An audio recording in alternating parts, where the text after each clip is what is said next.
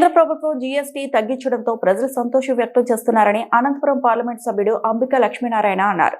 శనివారం అనంతపురం నగరంలో institute of chartered account of India కార్యాలయంలో జీఎస్టీ 2.0లో భాగంగా నిర్వహించిన అవుట్ రీచ్ కార్యక్రమంలో కస్టమ్స్ మరియు central tax commissioner Anand Kumar తో కలిసి ఆయన పాల్గొన్నారు. ఈ సందర్భంగా పార్లమెంట్ సభ్యుడు మీడియాతో మాట్లాడుతూ ఎన్డీఏ ప్రభుత్వం సామాన్యుడి కుటుంబ భారాన్ని ఖర్చులను తగ్గించే విధంగా ప్రతి వస్తువు మీద ట్యాక్స్లను తగ్గించడం జరిగిందన్నారు. అనంతరం కస్టమ్స్ మరియు central tax commissioner Anand Kumar మాట్లాడుతూ క్షేత్రస్థాయిలో ప్రజలను చైతన్యపరచడానికి ఇంకా ధరలు ఎక్కడైనా అందుతున్నాయా లేదా, కేంద్ర రాష్ట్ర ప్రభుత్వం అమలు చేస్తున్నటువంటి ధరలు కిందకు చేరుతున్నాయా లేదా అనేది చూడటానికి కూడా ఎక్కడికక్కడ అవగాహన కార్యక్రమాలను చేపడుతున్నామన్నారు. ఈరోజు దేశవ్యాప్తంగా అమలు అవుతున్నటువంటి జిఎస్టీ విధానాన్ని, అందులో ఫలితాలని సామాన్య ప్రజలు కూడా వివరించేటువంటి ప్రయత్నంలో భాగంగా ఆంధ్రప్రదేశ్ జిఎస్టీ కమిషన్ అయినటువంటి శ్రీ ఆనంద్ కుమార్ గారి నేతృత్వంలో వివిధ జిల్లాల్లో ఏర్పాటు చేసినటువంటి సభల ద్వారా జిఎస్టీ యొక్క ఫలితాలని ఏ విధంగా మనము అందరికీ చేరువ చేసుకోలేగా ఒక ప్రయత్నం చేయాలని చెప్పేసి, అదేవిధంగా ఏ విధమైనటువంటి బెనిఫిట్స్ మనం పొందుతున్నామనే విషయాన్ని గౌరవ చార్టెడ్ అకౌంట్లు, అదేవిధంగా స్థానిక ప్రజలతో అందరినీ సమక్షంలో ఈ సమావేశాన్ని ఇక్కడ నిర్వహించడం జరుగుతూ ఉంది. అందరికీ తెలుసు, దాదాపుగా 2017 జూలై 1న అమల్లోకి వచ్చినటువంటి జిఎస్టీ విధానం వల్ల ఈరోజు ఏకీకృతమైనటువంటి ఒక ట్యాక్స్ని భారతదేశ వ్యాప్తంగా అమలు చేయడానికి అవకాశం లభిస్తూ ఉంది.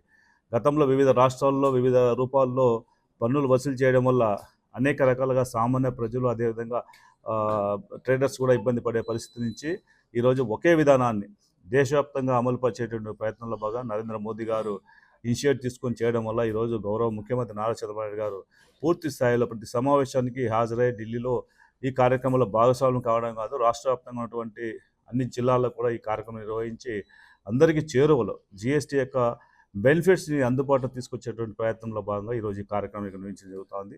అందరికీ తెలుసు, మనకు రాష్ట్ర ప్రభుత్వం, అదేవిధంగా సెంట్రల్ కేంద్ర ప్రభుత్వం రెండు కూడా కలిసిమెలిసిగా ఈరోజు ఉమ్మడిగా ఈ ఒక ట్యాక్స్ విధానం రూపొందించడం వల్ల చాలా వరకు బెనిఫిట్స్ వచ్చినాయి. ఈ మధ్యనే సీతారామన్ గారు ప్రవేశపెట్టినటువంటి బడ్జెట్ సమావేశాలు కావచ్చు, లేకపోతే రీసెంట్గా అమలు పరిచినటువంటి కొత్త జిఎస్టీ విధానం తీసుకొచ్చిందంట కావచ్చు, దాదాపు 12%, 24% ఉన్నటువంటి విధానాన్ని తీసివేసి 5%, 18% మాత్రమే తీసుకొచ్చి ఆ యొక్క 18%, 5%లో ఉన్నటువంటి అనేక రకమైనటువంటి సామాన్య పేద ప్రజలకు ఉపయోగపడేలాగా జిఎస్టీ విధానం తీసుకురావడం జరుగుతూ ఉంది.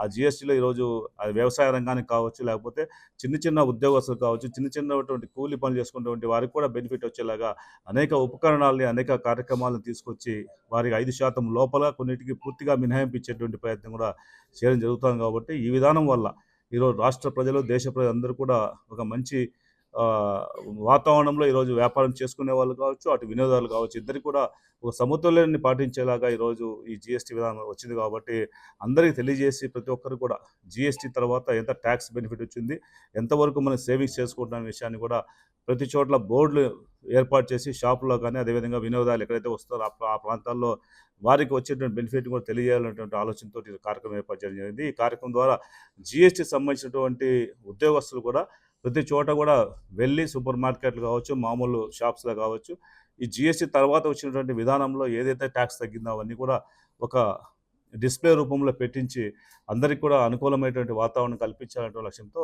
ఈరోజు కార్యక్రమాలు తీసుకురావడం జరుగుతుంది. ఈ కార్యక్రమం ద్వారా ఇంకా చాలా విషయాలు పెద్దలు కూడా సలహాలు, సూచనలు ఇస్తున్నారు. ఆ సూచనలు కూడా ముందుకు తీసుకెళ్ళి ఇంకా భవిష్యత్తులో ఏదైనా జిఎస్టీ ద్వారా ఇంకా మేలు కలుగుతుందంటే వాటిని కూడా మా వంతు ప్రయత్నంగా మేము కూడా పార్లమెంట్లో కొన్ని సమావేశాల్లో మాట్లాడడం కావచ్చు, లేదంటే పార్లమెంట్ సమావేశాల్లో దీని విషయంలో మాట్లాడడం కావచ్చు జరుగుతుంది. కాబట్టి ఈ సలహాలు, సూచనల కోసం ఈరోజు ఈ సమావేశం ఏర్పాటు చేయడం జరిగింది. చాలా సంతోషంగా ఉంది కార్యక్రమంలో పాల్పంచుకోవటము.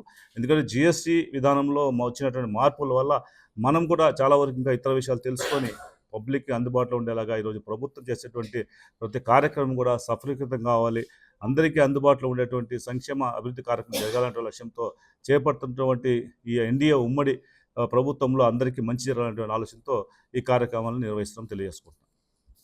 Thank you sir. Very good afternoon అండి.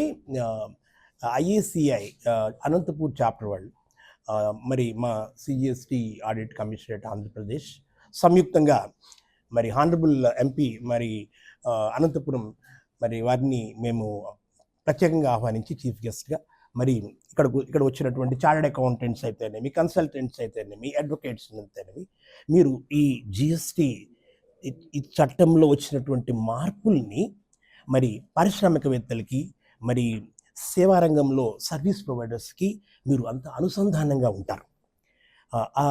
ఈ సంస్కరణల్లో అసలు సంస్కరణ ముఖ్య ఉద్దేశం ఏంటండి? సార్ చెప్పినట్టు జిఎస్టి అనేదే ఒక సైలెంట్ రివల్యూషన్. 17 రకాల పన్నులు, మరి 33 రకాల సెస్సులు ఉన్న మరి 2017 జూలై 1 ముందు ఒక్క జిఎస్టి, 1 నేషన్ 1 మార్కెట్ 1 ట్యాక్స్ రూపంలో మరి 65 లక్షల మంది, 143 కోట్ల మంది ప్రతిరోజు కొన్న వస్తువులు, మరి సేవా రంగంలో తీసుకునే సర్వీసెస్, అంటే కళ్యాణ మండపం, ఒక ఫంక్షన్ హాల్ బుక్ చేసిన, మీ బిడ్డల్ని సివిల్ సర్వీస్ కోచింగ్ ఇన్స్టిట్యూట్లో కానీ, జీట్ కానీ, నీట్ కానీ ఒక వేడుక చేసిన, మరి కొనే ప్రతి వస్తువు ఇంచుమించుగా మరి సర్వీస్కి జిఎస్టీ కడుతున్నాం. జిఎస్టీ కడుతుంది 143 కోట్ల మంది భారతీయులు. అయితే వ్యవసాయ రంగం మీద, వ్యవసాయ ఉత్పత్తుల మీద, మరి చదువు అంటే ఎడ్యుకేషన్ ఇన్స్టిట్యూషన్స్, తర్వాత మరి హెల్త్ కేర్ మీద జిఎస్టీ లేదు. ఇవి తప్పించి మిగిలిన 1200 రకాల వస్తువులు, 500 రకాల సేవల మీద 143 కోట్ల మంది పన్ను ఇంచుమించు ప్రతిరోజు కడుతుంటే పన్ను కట్టేవారి సంఖ్య కేవలము 65 లక్షలు ఉన్నది. ఎప్పుడండి? జూలై 1, 2017. మన భారతదేశ ప్రధానమంత్రి గారు, మరి మీరు ఒక మాటలో చెప్పాలంటే పొలిటికల్ ఇంటిగ్రేషన్ తీసుకొచ్చింది సర్దార్ వల్లభాయ్ పటేల్. మీ అందరూ తెలిసిందే. అంటే ప్రిన్సిపల్ స్టేట్స్ ఇంటిగ్రేట్ చేసింది. సోషల్ ఇంటిగ్రేషన్ తీసుకొచ్చింది అసమానతలు తొలగించాలని బాబాసాహెబ్ అంబేద్కర్ గారు. ఈ ఎకనామిక్ ఇంటిగ్రేషన్ తీసుకొచ్చింది honourable prime minister Narendra Modi గారు. మీ అందరికీ తెలిసిన విషయమే అది. మరి ఆ విధంగా తీసుకొచ్చిన జిఎస్టీ 65 లక్షల మంది ఉంటే మన ప్రధానమంత్రి గారు chartered accountants day, GST day ఒకే రోజు సార్. సో ఏం చెప్పినారంటే అందరినీ ఉద్దేశించి అడ్రస్ చేస్తూ దీన్ని 2 కోట్లు చేయాలని చెప్పినారు. మధ్యలో కోవిడ్ వచ్చింది 3 సంవత్సరాలు. సో కొంచెం డిలే అయింది. అయితే 1.43 కోట్లకు చేరిందండి 6-7 సంవత్సరాల్లో. ప్రభుత్వ ఆదాయము 65,000 కోట్ల నుంచి 2 లక్షల కోట్లు ఇచ్చు, అంటే 3 అంతలు ప్రభుత్వ ఆదాయం పెరిగింది, 2 అంతలు పన్ను కట్టేవారి సంఖ్య పెరిగింది. జిఎస్టీ రేటు మరి 2017లో యావరేజ్ అంటే 28%. సార్ చెప్పారు 28%, మరి 12%, మరి 5%, మధ్యలో ఇంకో పర్సెంట్ ఉంది. 28, 18, 12, 5% ఉండేవి. ఈ 4 స్లాబ్లు యావరేజ్ రేటు తీసుకుంటే 15.5 ఉండేది. అది 11.5కి పడిపోవడం జరిగింది. ఎందుకంటే పన్ను కట్టేవాళ్ళ సంఖ్య పెరిగింది, ప్రభుత్వ ఆదాయం తగ్గింది. ఇవన్నీ ఆలోచించిన తర్వాత ప్రభుత్వము ఒక రివర్స్ ఉండేది జిఎస్టీ మీద. ఎందుకనంటే 28% ఎందుకు, అసలు ఈ 4 స్లాబులు ఎందుకు, ఒక దేశం ఒక పన్ను ఒక మార్కెట్ అన్నప్పుడు ఒకే రేటు ఉండాలి కదా అన్నప్పుడు అరుణ్ జైట్లీ గారు ఒక మాట చెప్పారు, కంప్యూటర్స్ మీద, స్లిప్పర్స్ మీద ఒకే రేట్ వేస్తే ఎలా అని. అంటే కామన్ మ్యాన్, సార్ చెప్పినట్టు కామన్ మ్యాన్ వాడే వస్తువుల మీద తక్కువ రేటు, మరి లగ్జూరియస్ గూడ్స్ అంటే దానికి పన్ను కట్టే కెపాసిటీ ఉన్నవాళ్ళు, అంత విలువైన వస్తువులు వాడుతున్న వాళ్ళు, గుట్కా తాగేవాళ్ళు, గుట్కా తీసుకున్న వాళ్ళకి 25% ఏంటంటే 40% వేయాలి కదా. దాన్ని సిన్ గుడ్స్ అంటారు. సిగరెట్లు తాగేవాడు వద్దురానైనా ఆరోగ్యం పాడవుతుందిరా, తాగద్దులంటే తాగుతాడు, అందుకనే 40%. దాన్ని సిన్ గుడ్స్ అంటారు. సో ఆ విధంగా ప్రభుత్వం 4 స్లాబులని, ఇప్పుడు 2 స్లాబులు. జిఎస్టీ సంస్కరణలో ముఖ్యంగా వచ్చినటువంటి మార్పు ఏంటంటే 2 స్లాబ్స్.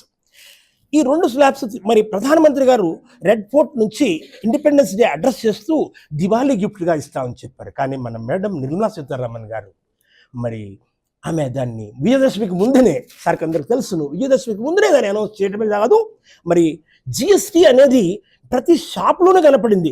జిఎస్టీ రేటు తగ్గించబడింది, మీరు వస్తువు వచ్చి కొనుక్కోండి అని. ఒకప్పుడు బొమ్మన్న చందన బ్రదర్స్ లేకపోతే ఆటోమొబైల్ షాప్ వాళ్ళు అప్ టు 50%, అప్ టు 20% తీసుకోండి. ఇప్పుడు జిఎస్టీ రేటు 28% 18% అయింది, 12%, 5% అని చెప్పి షాప్స్కి జిఎస్టీ రేటు ద్వారా ఆటోమొబైల్ సేల్స్, మరి టీవీ రిఫ్రిజిరేటర్స్, అదేనండి సంస్కరణలు. ఆ సంస్కరణల ఫలితాలు సార్ చెప్పినట్టు అందుతున్నాయి. చాలా మందిలో అపోహ ఉండేది ఏంటంటే రేట్లు తగ్గినాయి కదా, మరి పోలవరం ప్రాజెక్టు ఉంది, మరి అమరావతి వస్తుంది, మరి మేజర్గా సోర్సెస్ మరి ప్రభుత్వానికి జిఎస్టీ పన్ను రాబడి తగ్గితే మరి ఎట్లా అనేది ఒక ప్రశ్నార్థకం. కానీ ఆ ప్రశ్నార్థకం ప్రశ్నగా మిగిలిపోలేదు, దానికి జవాబు మీరే ఇచ్చారు. ఎక్కువ టీవీలు కొని, ఎక్కువ రిఫ్రిజిరేటర్లు కొని, కొన్ని కార్లు కొని ప్రభుత్వ ఆదాయం ఇంచుమించు 1.75 లక్షల నుంచి కోట్ల నుంచి 2 లక్షల కోట్ల వరకు అక్టోబర్, నవంబర్, డిసెంబర్ నెలలో రావడం జరిగింది.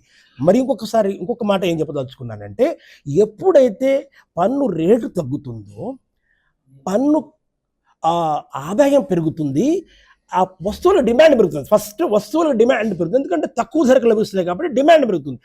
డిమాండ్ పెరగడం వలన వస్తువు కొనేవాళ్ళ సంఖ్య పెరుగుతుంది. వస్తువు కొనేవాళ్ళ సంఖ్య పెట్టడం వల్ల ప్రభుత్వానికి ఆదాయం పెరుగుతుంది. కొత్త పరిశ్రమలు రావడం వల్ల జిఎస్టీ పన్ను కట్టే వాళ్ళ సంఖ్య పెరుగుతుంది. ఇప్పుడు నాకు మీరు చెప్పాను కదా, 65 లక్షల నుంచి 1.43 కోట్లకు వచ్చిందని.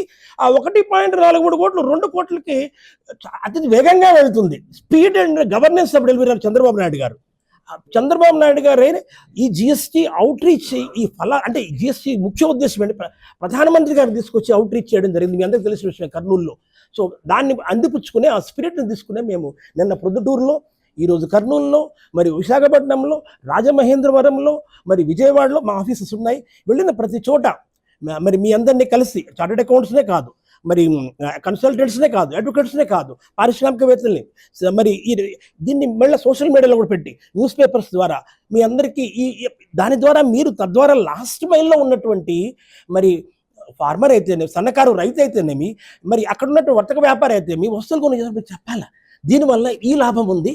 మీరు జిఎస్టీ పన్ను ఆదాయం పెంచడం వలన ఒక మంచి రోడ్డు, హైవే, ఒక మంచి రైల్వే లైను, భోగాపురం పోర్టు, మరి సోషల్ ఇన్ఫ్రాస్ట్రక్చర్, సడక్ యోజన అంటే గ్రామాల్లో రోడ్లు, మంచి రోడ్లు, ఇవి పథకాలన్నీ మీకు తెలుసు. దాన్ని ఏమంటారు క్లుప్తంగా చెప్పాలంటే physical and social infrastructure.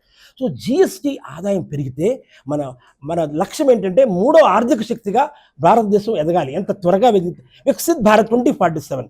GST is the major instrument for us to realise our dream of emerging third world economy and a developed economy by 2047. Thank you so much.